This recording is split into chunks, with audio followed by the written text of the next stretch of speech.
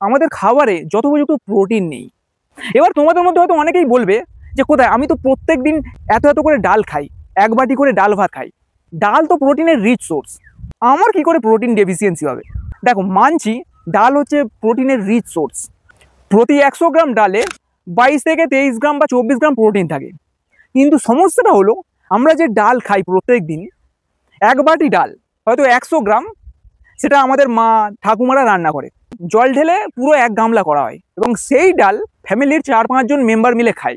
তাহলে ভেবে দেখো, ওই 100 গ্রাম ডাল যাতে হয়তো 20 থেকে 22 গ্রাম প্রোটিন আছে, আমরা 4-5 জন মেম্বার মিলে খাচ্ছি প্রত্যেক ফ্যামিলিতেই, তাহলে কত পরিমাণ মাত্র প্রোটিন পাচ্ছি? খুব বেশি হলে 5 গ্রাম থেকে 6 গ্রাম।